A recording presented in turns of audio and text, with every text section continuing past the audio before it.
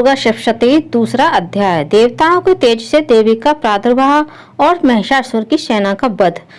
महर्षि मेधा बोले, प्राचीन काल में देवताओं और असुरों में पूरे 100 वर्ष तक घोर युद्ध हुआ था और देवराज इंद्र देवताओं के नायक थे। इस युद्ध में देवताओं की सेना परास्त हो गई थी और इस प्रकार संपूर्ण देवताओं को जीतकर महिषासुर इंद्र बन बैठा था।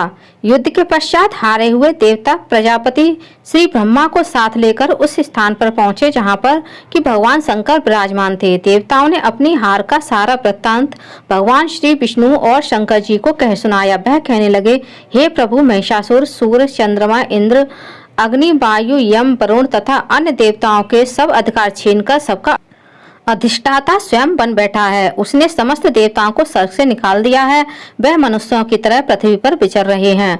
दैत्यों की यह सारी करतूत हमने आपको सुना दी है और आपकी शरण में इसलिए आए हैं कि आप उनके वध का कोई उपाय सोचें। देवताओं की बातें सुनकर भगवान श्री विष्णु और शंकर जी को दैत्यों पर बड़ा गुस्सा आया। उनकी भौहें तन गई और आंखें लाल हो गईं। गुस्से में भरे हुए भगवान विष्णु के मुख से एक भारी तेज निकला और उसी प्रकार का तेज भगवान शंकर, ब्रह्मा जी और इंद्र आदि दूसरे देवताओं के मुख से भी प्रकट हुआ।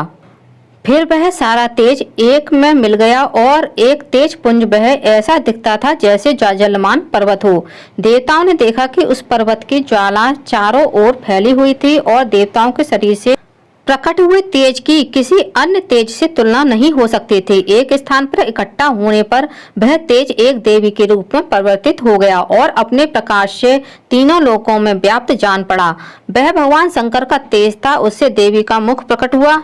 यमराज के तेज से उसके सिर के बाल बने, भगवान विष्णु के तेज से उसकी भुजाएं बनी, चंद्रमा के तेज से दोनों स्तन और इंद्र के तेज से जंघा तथा पिंडली बनी और पृथ्वी के तेज से नितंब भाग बना। ब्रह्मा जी के तेज से दोनों चरण और सूर्य के तेज से उनकी अंगुलियां पैदा हुईं। वसुओं के तेज से हाथों की अंगुलियां एवं कुबेर के तेज से नासिका बनी। प्रजापति के तेज से उसके दांत और अग्नि के तेज से उसके नेत्र बने। संध्या के तेज से उसकी भौहें और वायु के तेज से उसके कान प्रकट हुए थे। इस प्रकार उस देवी का प्रादुर्भाव हुआ था। महिषासुर से पराजित देवता उस देवी को देखकर अत्यंत प्रसन्न हुए। भगवान शंकर ने अपने त्रिशूल में से एक त्रिशूल निकालकर उस देवी को दिया। भगवान विष्णु ने अपने चक्र से एक चक्र निकालकर उस देवी को दिया। वरुण ने देवी को शंख भेंट किया। अग्नि ने इसे शक्ति दी। वायु ने उसे धनुष और बाण दिए। सहस्त्र नेत्रों वाले देवराज इंद्र ने उसे अपने वज्र से उत्पन्न करके वज्र दिया और ऐरावत हाथी से एक घंटा उतार कर देवी को भेंट किया। यमराज ने उसे काल दंड से एक दंड दिया। वरुण ने उसे पास दिया। प्रजापति ने उस देवी को स्फटिक की माला दी और ब्रह्मा जी ने उसे कमंडलू दिया। सूर्य ने देवी के समस्त रोमों में अपनी किरणों का तेज भर दिया। काल ने उसे चमकती हुई ढाल और तलवार दी और उज्जवल हार और दिव्य वस्त्र उसे भेंट किए और इसके साथ ही उसने दिव्य चूड़ामणि दी। 2 कुंडल, कंगन, उज्जवल अर्धचंद्र, बाहों के लिए बाजूबंद, चरणों के लिए नूपुर, गले के लिए सुंदर हसली और अंगुलियों के लिए रत्नों की बनी हुई अंगूठियां दी। विश्वकर्मा ने उनको फरसा दिया और उसके साथ ही कई प्रकार के अस्त्र और अवैध कवच भी दिए और इसके साथ ही उसने कभी न कुमलाने वाली सुंदर कमलों की मालाएं भेंट की। समुद्र ने सुंदर कमल का फूल भेंट किया। हिमालय ने सवारी के लिए सिंह और तरह तरह के रत्न देवी को भेंट किए। यक्षराज कुबेर ने मधु से भरा हुआ पात्र और शेषनाग ने उन्हें बहुमूल्य मणियों से विभूषित नागहार भेंट किया। इसी तरह दूसरे देवताओं ने भी उसे आभूषण और अस्त्र देकर उनका सम्मान किया। इसके पश्चात देवी ने उच्च स्वर से गर्जना की। उसके इस भयंकर नाद से आकाश गूंज उठा। देवी का वह उच्च स्वर से किया हुआ सिंहनाद समा न सका।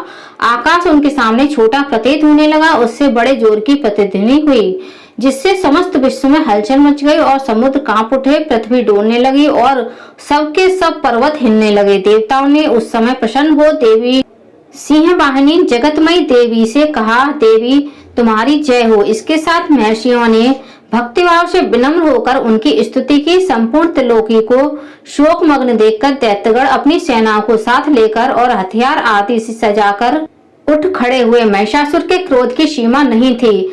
उसने क्रोध से भरकर कहा, यह सब क्या उत्पात है। फिर वह अपनी सेना के साथ उस ओर दौड़ा जिस ओर भयंकर नाद शब्द सुनाई दिया था और आगे पहुंचकर उसने देवी को देखा जो कि अपनी प्रभा से तीनों लोगों को प्रकाशित कर रही थी। उसके चरणों के भार से पृथ्वी दबी जा रही थी। माथे के मुकुट से आकाश में एक रेखा सी बन रही थी और उसके धनुष की टंकार से सब लोग क्षुब्ध हो रहे थे। देवी अपनी सहस्त्र भुजाओं को संपूर्ण दिशाओं में फैलाकर खड़ी थी। इसके पश्चात उनका दैत्यों के साथ युद्ध छिड़ गया और कई प्रकार के अस्त्र शस्त्र से सबकी सब दिशाएं उद्भासित होने लगी। महिषासुर की सेना का सेनापति चिक्षर नामक एक महान असुर था। वह आगे बढ़कर देवी के साथ युद्ध करने लगा और दूसरे दैत्यों की चतुरंगिनी सेना साथ लेकर चामर भी लड़ने लगा और 60,000 महारथियों को साथ लेकर उदग्र नामक महादैत्य आकर युद्ध करने लगा और महाहनु नामक असुर 1 करोड़ रथियों को लेकर अशिलोमा नामक असुर 5 करोड़ सैनिकों के साथ लेकर युद्ध करने लगा। बाष्कल नामक असुर 60 लाख असुरों के साथ युद्ध में आ डटा। बिडाल नामक असुर 1 करोड़ रथियों सहित लड़ने को तैयार था। इसके अतिरिक्त और भी हजारों असुर हाथी और घोड़े साथ लेकर लड़ने लगे और इन सबके पश्चात महिषासुर करोड़ों रथों, हाथियों और घोड़ों सहित वहां आकर देवी के साथ युद्ध करने लगा।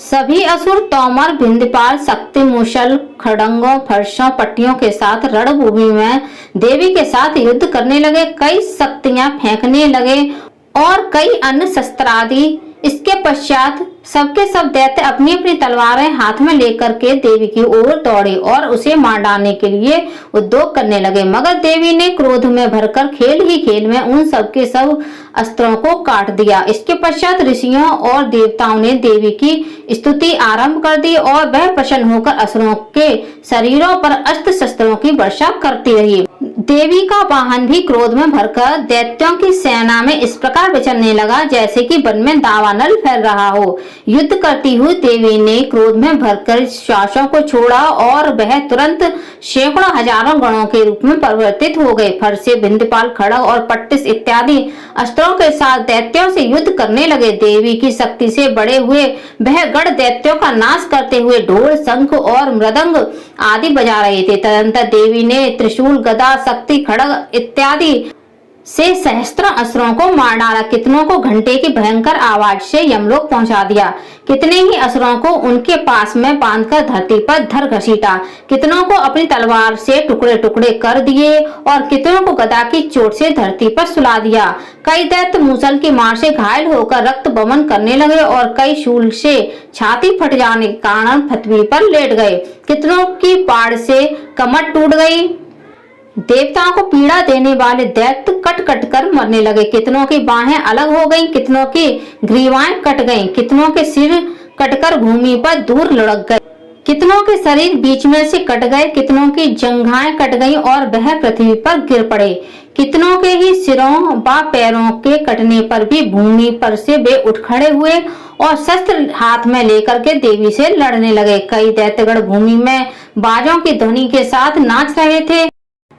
कई असुर जिनके सिर कट चुके थे बिना सिर के धड़ से ही हाथ में शस्त्र लेकर लड़ रहे थे। दैत्य रह रहकर ठहरो ठहरो कहते हुए देवी को युद्ध के लिए ललकार रहे थे। जहां पर यह घोर संग्राम हुआ था वहां की भूमि रथ, हाथी, घोड़े और असुरों की लाशों से ऐसे पट गई थी कि असुर सेना के बीच में रक्तपात होने लगे, रक्तों की नदियां बहने लगी और इस तरह से देवी ने असुरों की विशाल सेना को क्षण भर में ही नष्ट कर डाला। जैसे तृण काष्ठ के बड़े समूह को अग्नि नष्ट कर डालती है और देवी का सिंह भी गर्दन के बालों को हिलाता हुआ और बड़ा शब्द करता हुआ असुरों के शरीरों से मानो उनके प्राणों को ढूंढ रहा था। वहां देवी के गणों ने जब दैत्यों के साथ युद्ध किया तो देवताओं ने प्रसन्न होकर आकाश से उन पर पुष्प की वर्षा की। इस प्रकार श्री दुर्गा सप्तशती भाषा पाठ का 2य अध्याय संपूर्ण हुआ। फ्रेंड्स, आप लोगों को मेरा यह वीडियो कैसा लगा कमेंट करके जरूर बताइएगा और आप मेरे चैनल पर पहली बार आए हैं तो प्लीज चैनल को सब्सक्राइब कर लीजिए।